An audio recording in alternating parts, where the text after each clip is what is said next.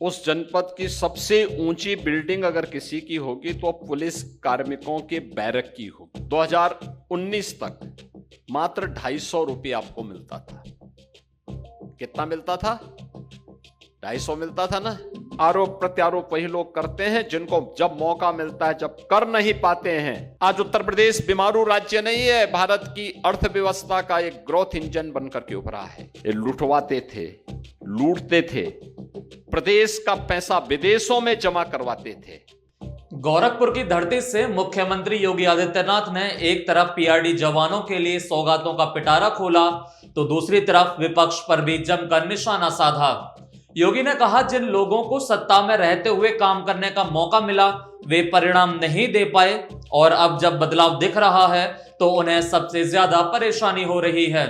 PRD जवानों का duty भत्ता बढ़ाने से लेकर नए बैरक और कैशलेस चिकित्सा सुविधा तक योगी ने अपनी सरकार के काम गिनाए और फिर कानून व्यवस्था, माफिया, दंगे और यूपी की अर्थव्यवस्था का जिक्र करते हुए पिछली सरकारों को सीधे कटघरे में खड़ा कर दिया।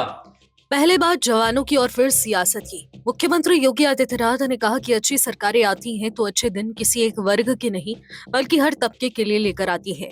उनके मुताबिक कभी पुलिस के अधिकारी और जवानों के लिए अच्छे बैरक तक की सुविधा नहीं होती थी, लेकिन आज हालात बदल चुके हैं। योगी ने दावा किया कि प्रदेश के 56 जिलों में पुलिस कर्मियों के लिए आधुनिक और ऊंचे बैरक इमारतें बनाई गई हैं।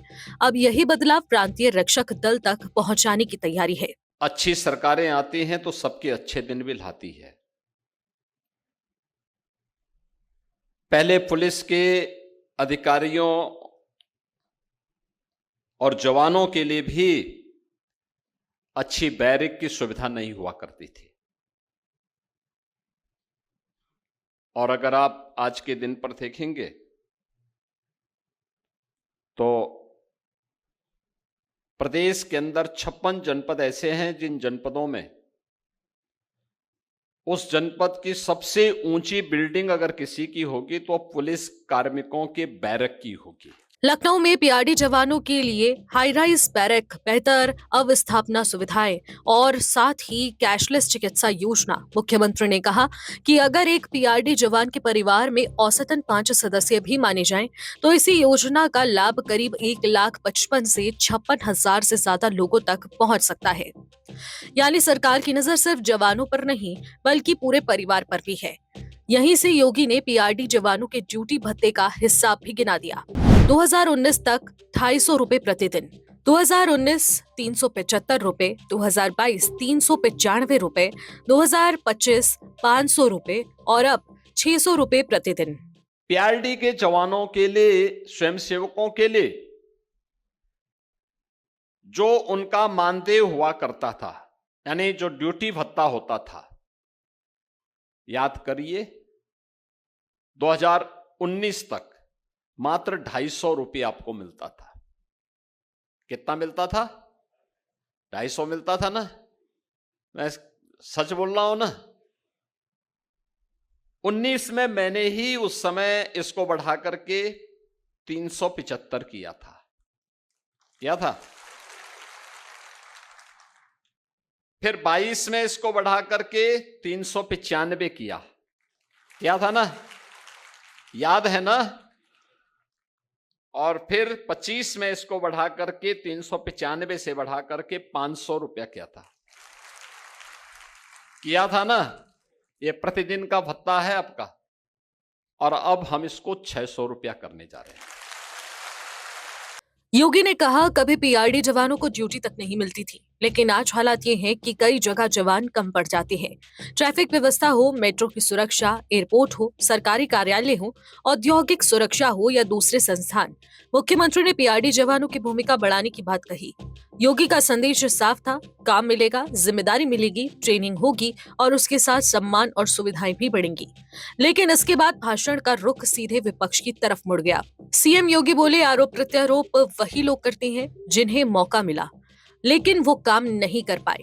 मुख्यमंत्री ने विपक्ष पर हमला बोलते हुए कहा कि जब कोई सरकार परिणाम देती है तो सबसे ज्यादा परेशानी उन्हीं लोगों को होती है जो सत्ता में रहते हुए ऐसा नहीं कर सके। इतना ही नहीं, योगी ने पिछली सरकारों पर भ्रष्टाचार और माफियाओं के सामने घुटने टेकने जैसे गंभीर राजनीतिक आरोप लगाए। उन्होंने कहा कि उत्तर प्रदेश के पास उपजाऊ जमीन थी, युवा शक्ति थी, प्रगतिशील किसान थे, पढ़ी लिखी बेटियां थी, व्यापारी थे, फिर भी प्रदेश को बीमारू राज्य की पहचान मिली। जो लोग आज आरोप प्रत्यारोप कर रहे हैं,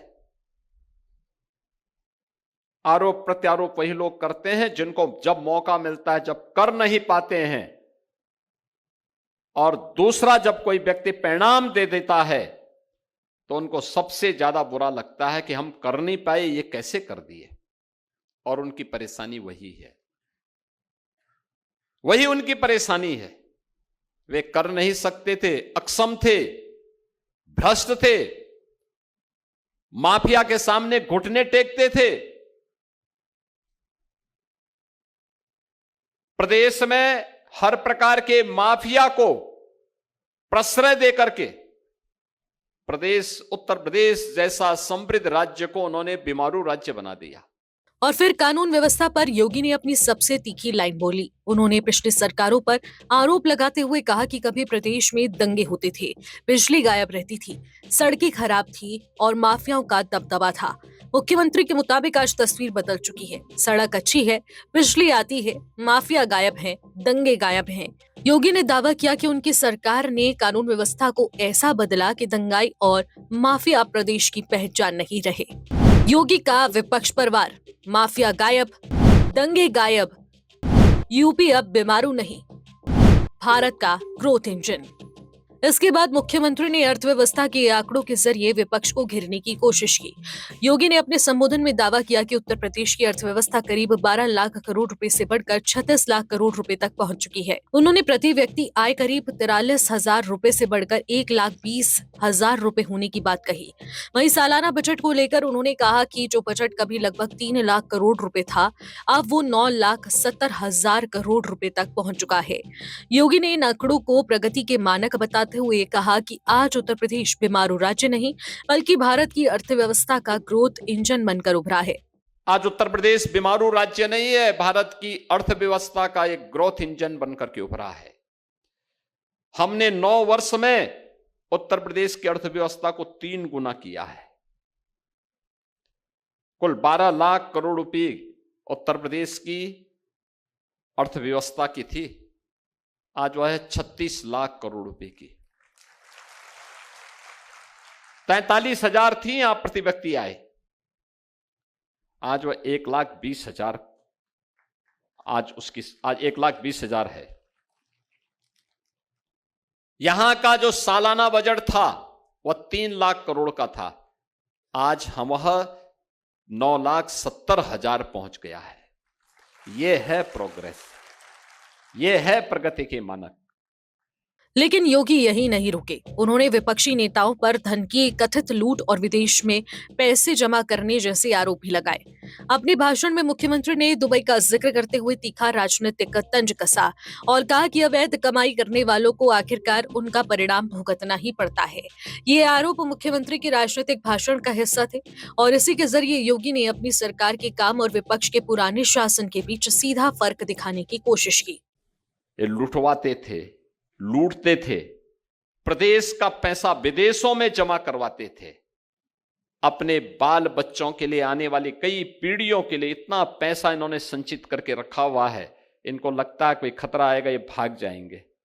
लेकिन जिन लोगों ने दुबई में पैसा छुपाया था, आपने देखा होगा अभी अमेरिका ईरान के युद्ध में, और ठीक मिसाइल वहीं गिर रही थी, चिल्ला रहे थे सब, यानी मौतें दुबई में हो रही थी, मिसाइल वहां गिर रही थी और चिल्लाहट इन नेताओं के घर में हो रही थी कि जैसे, क्योंकि उनका सब अवैध कमाई का पैसा जा रहा था। यानी गोरखपुर के मंच से ये संदेश दो तरफा था। एक तरफ बीआरडी जवानों के लिए भत्ता बढ़कर 600 रुपए प्रतिदिन, कैशलेस चिकित्सा सुविधा, नई बैरक और नई जिम्मेदारियों का भरोसा। दूसरी तरफ विपक्ष को चुनौती काम के मुकाबले बात कीजिए। योगी का दावा है कि जिस उत्तर प्रदेश को कभी बीमारू राज्य कहा जाता था, वही आज निवेश, इंफ्रास्ट्रक्चर और अर्थव्यवस्था के दम पर नई पहचान बन रहा है। और इन दावों पर राजनीतिक बहस जरूरी होगी, लेकिन इतना तय है कि योगी ने पीआरडी जवानों के मंच को सिर्फ कल्याणकारी घोषणाओं तक सीमित नहीं रखा, बल्कि वहीं से विपक्ष पर सियासी हमला भी तेज कर दिया। पीआरडी जवानों को भत्ता, बैरक और चिकित्सा सुविधा की सौगात देने के साथ ही मुख्यमंत्री योगी आदित्यनाथ ने विपक्ष को सीधे चुनौती दे दी है। उन्होंने अपनी सरकार के 9 साल के काम और आर्थिक आंकड़ों का हवाला देते हुए पिछली सरकारों पर कई गंभीर राजनीतिक आरोप लगाए। अब सवाल यही है, आने वाले सियासी मुकाबले में विकास के इन दावों और विपक्ष के जवाब के बीच जनता किसे ज्यादा भरोसेमंद मानती है। आप इस खबर पर क्या सोचते हैं, हमें कमेंट करके जरूर बताएं।